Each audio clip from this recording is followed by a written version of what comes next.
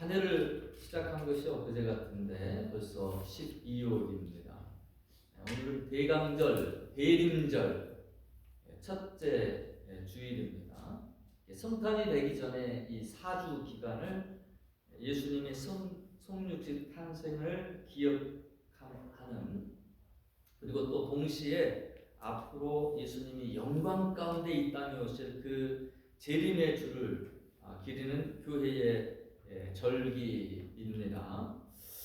일반 역사는 우리가 1월 1일부터가 시작이잖아요. 유대교의 그 연력은 그 6월절부터 그 신년으로 시작이 됩니다. 교회력은 이 대림절에서부터 12월달 이 대림절 첫 번째 주부터 시작이 됩니다. 교회력으로 보면 사순절이 6주의 기간으로 가장 긴 시간이 되겠고, 두 번째로 긴 기간이 바로 이 대림절 4주의 시간들입니다. 라틴어로 이 대림절은 The Advent라고 하는 도착 또는 오다라는 의미의 라틴어에서 그 유래가 되었습니다. 로마 제국의 그 황제가 통치자로 이렇게 즉위하게 되면 이제 각 그 마을마다 또 제국마다 이렇게 그 황제가 방문을 하게 되는 것이죠. 그것을 가리켜서 그 His Advent라고 했습니다. 이를 초대교회 성도들이 정말 만왕의 왕이시고 만주의 주이신 이제 우리 예수님께서 이 땅에 그 오시는 그것을 적용해가지고 사용하기 시작했습니다. 그래서 이 대림절 4주의 기간이 크리스마스 전 4주의 시간으로 진행이 되어 왔습니다.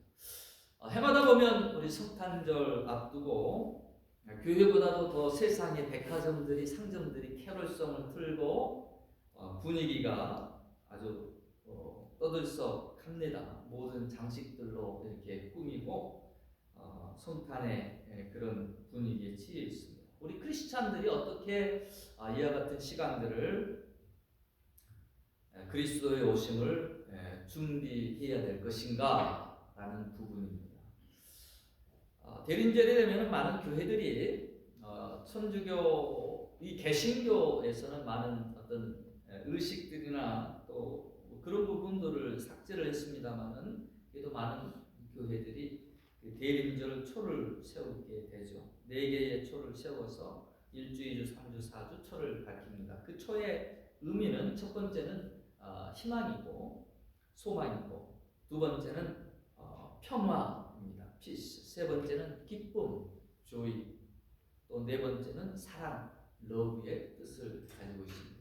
예수님의 오심을 어떻게 우리가 준비해야 되느냐? 바로 이와 같은 것들로 우리의 마음을 채우고, 그리고 예수님의 오심을 준비하자라는 것이죠. 조한 웨슬레는 대림절은 구원자로 오셨고 동시에 심판자로 다시 오실 그리스도, already but not yet을 준비하는 기간이라고 했어요. 예수님께서 이미 오셨어요. 이미 성탄절 우리가 축하하고, 그러나 다시 세컨 커밍, 왕으로서 이 땅에 오실 그 예수 그리스도를 맞이하고 준비하는 기간이다라는 것이죠. 그렇기 때문에 예수님의 초림을 우리가 기뻐하고 축하하고 기념하면서, 또한 예수님의 재림을 사모하고 준비하고 기다리는 마음으로 나의 신앙을 새롭게 하는 그와 같은 시간이 바로 이 대림절의 시간이다라는 것입니다. 여러분은 어떻게 이 대림절, 우리 주님의 오심을 기다리시겠습니까? 준비하시겠습니까? 첫 번째로 여러분, 소망의 기다림을 가지시기를 바랍니다. 우리 집에 누가 손님이 오게 되면 보통 우리 집사람이 난리가 나죠.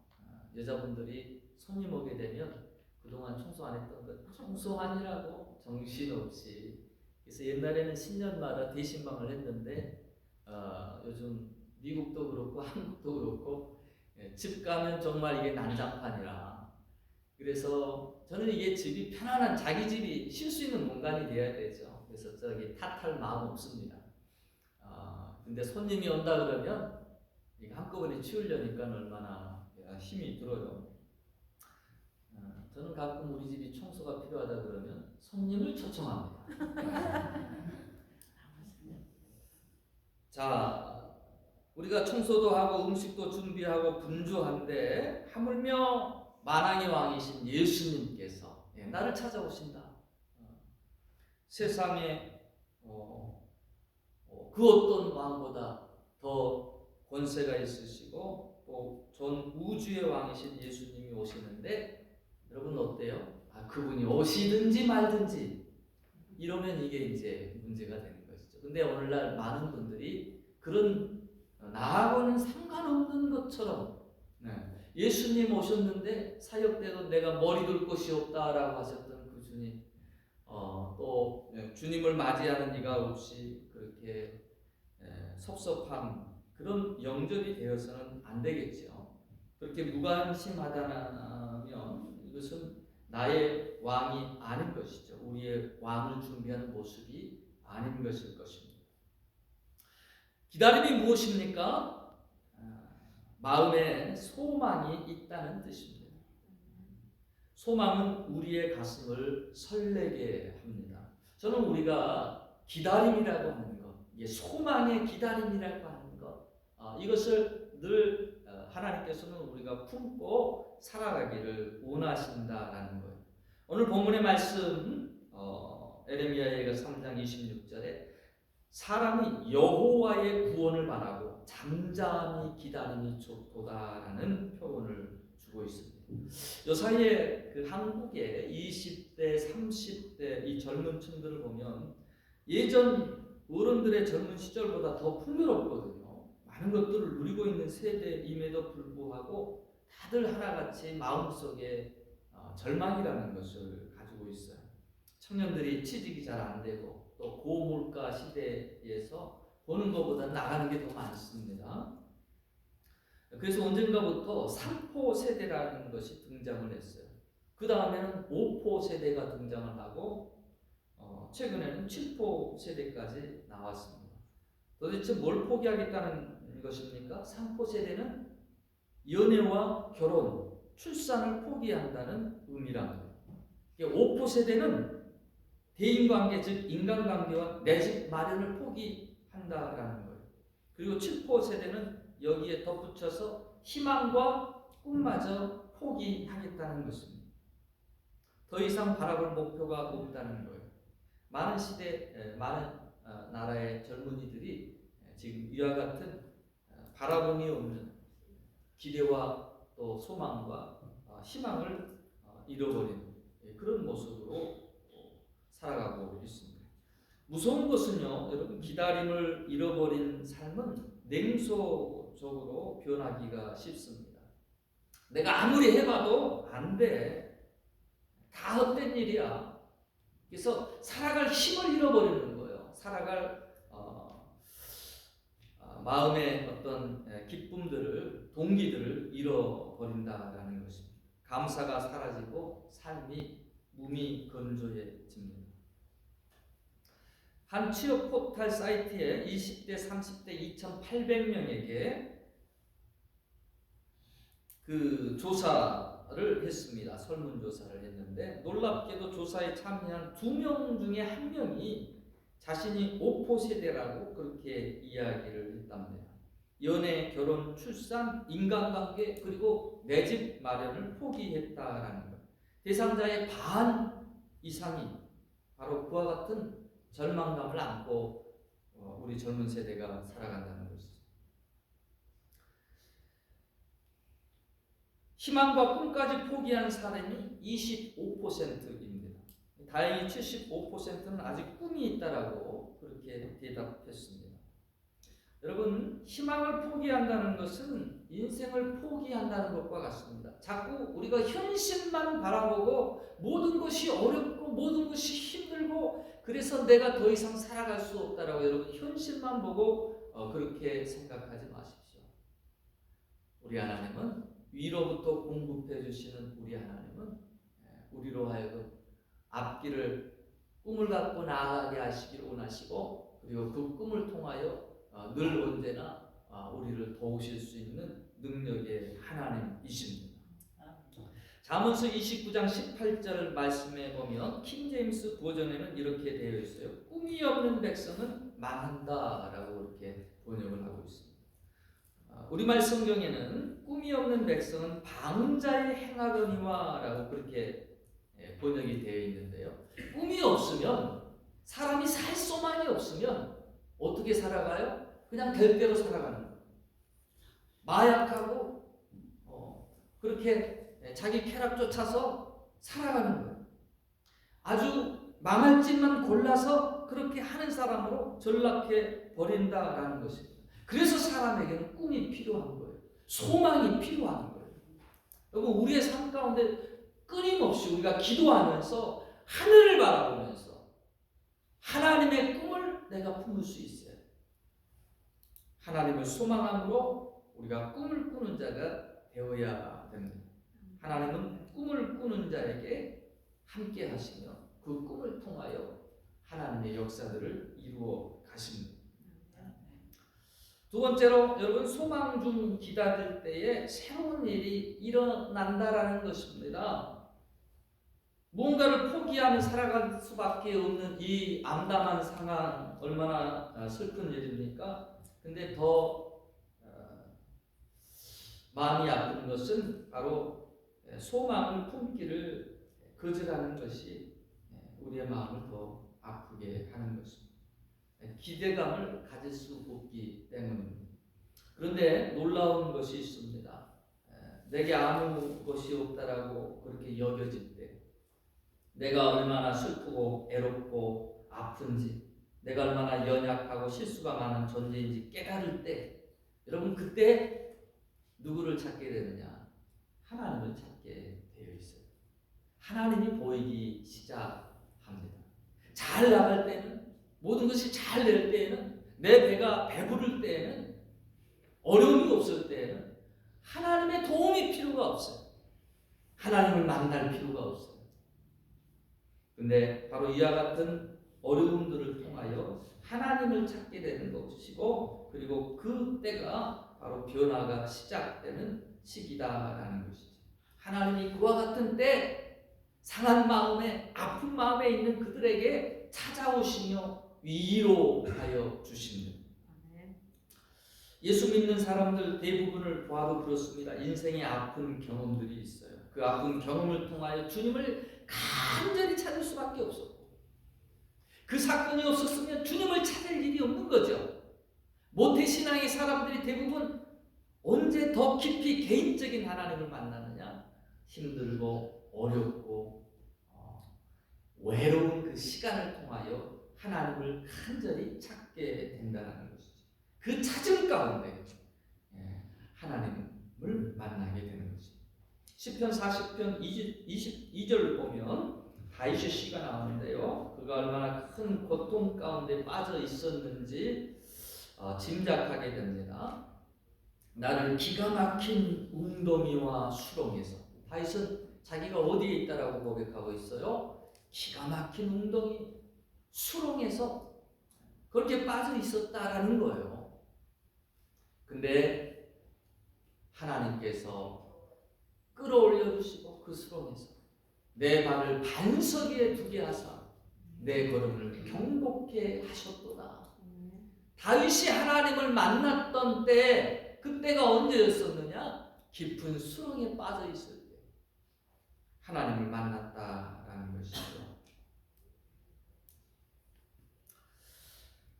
근데요, 우리가 주목할 것은 이 바로 앞절에 나와 있는 시편, 이 40편의 1절 말씀입니다. 1절에 뭐라고 그랬느냐? 내가 여호와를 기다리고 기다렸더니 귀를 기울이사 나의 부르짖음을 들으셨도다. 하나님이 자신이 여호와를 기다렸다라는 것입니다.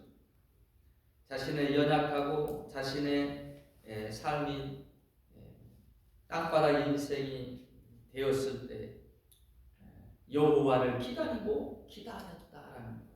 그랬더니 하나님이 자신의 기도를, 자신의 부르짖음을 들으셨다라는 것이죠.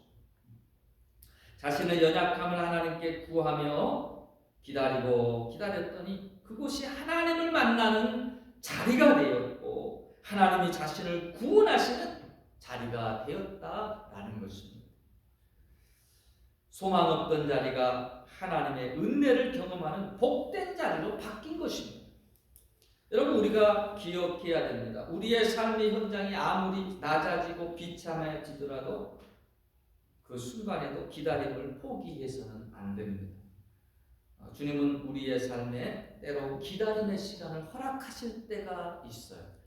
이 기다림의 시간은 여러분, 농사를 하고 아무리 마음이 급해도 심자마자 거둘 수는 없어요. 그거 다 그때 거둬봐야 열매가 전혀 없는 것이죠. 기다림의 시간이 필요합니다. 하나님은 우리의 삶에 때로 기다림이라는 시간을 주셔요. 이 기다림의 시간이 어떤 사람은 이 기다림의 시간을 통하여 하나님을 찾게 되고 하나님을 바라보게 되고 그리고 하나님을 만나는 축복의 시간이 됩니다.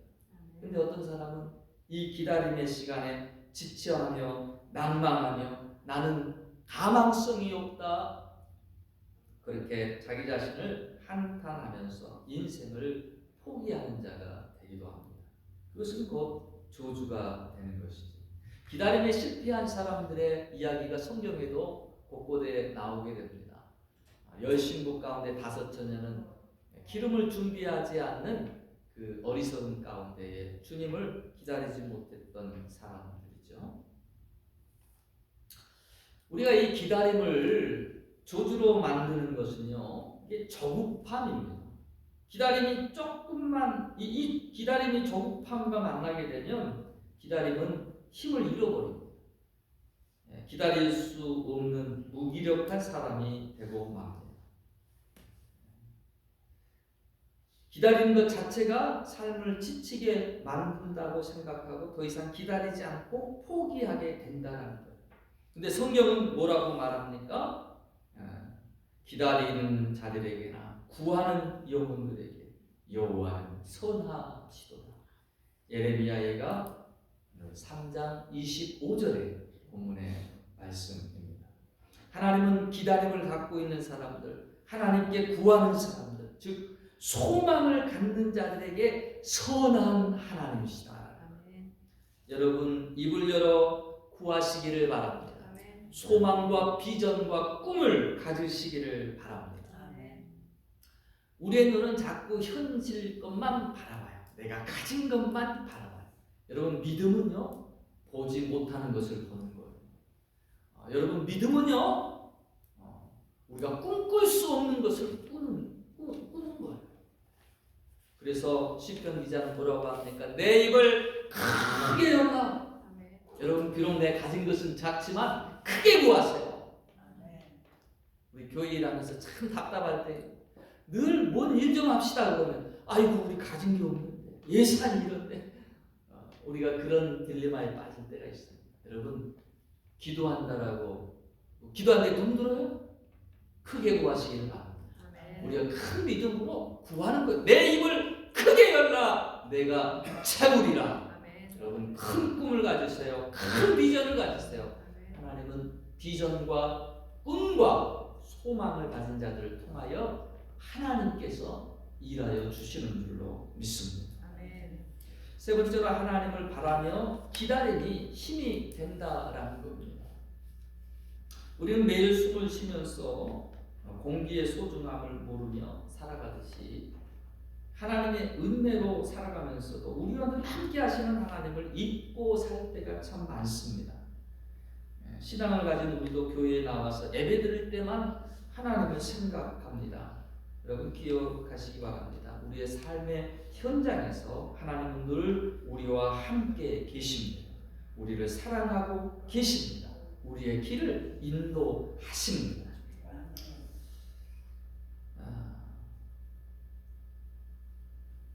예수님은 우리의 왕이시고 소망이세요.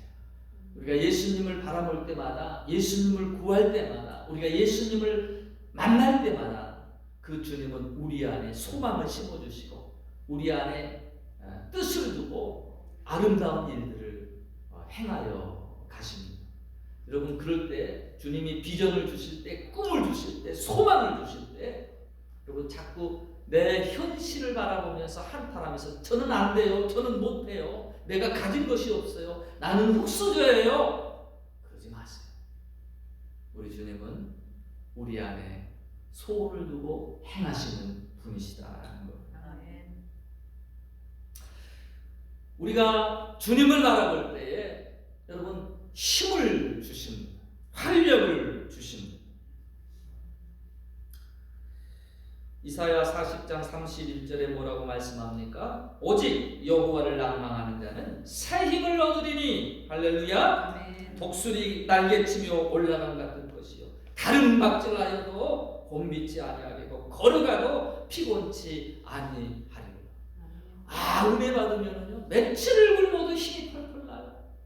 낮에 일하고 밤에 와서 철야 기도를 하는데도 힘이 나요. 세상 가운데 6일을 일하고 교회에 와도 열심을 다하여 주를 섬기는 봉사에 힘이 나는 거예요. 은혜 주시면 그런 하늘의 기쁨과 힘이 공급된다는 것입니다. 여러분 대림절 기간 동안 성탄을 맞이하는 우리의 마음이 소망 중에 기다리며 사모함으로 이 주님을 기다릴 수 있기를 원합니다. 고린도후서 4장 16절에 그러므로 우리가 낙심하지 아니하노니 겉사람은 후피하나 우리의 속은 날로 새롭도다. 우리의 육신은 나이 들어 늙어갈 수 있어요. 그러나 우리의 속사람, 우리의 영혼은 주님을 바라볼 때, 주님을 소망할 때, 여호와를 앙망할 때 새 힘을 주시는 그 하나님으로 인하여 우리가 날로 새로워져 갈 줄로 믿습니다. 마라나타 아멘 주 예수여 오시옵소서. 내게 오시옵소서. 나를 찾아 주시옵소서. 나를 만져 주시옵소서. 나에게 소망을 주시고 나에게 꿈을 주시고 나에게 비전을 주셔서 주를 향해 달려가게 하시고 우리 주님 오시는 길을 예비하고 준비하는 자 되게 하옵소서. 이와 같은 소망으로 우리 대림절을 준비할 수 있는, 그리고 우리 주님을 더 깊이 만날 수 있는 뜻깊은 대림절이 되시길 주의 이름으로 축원합니다.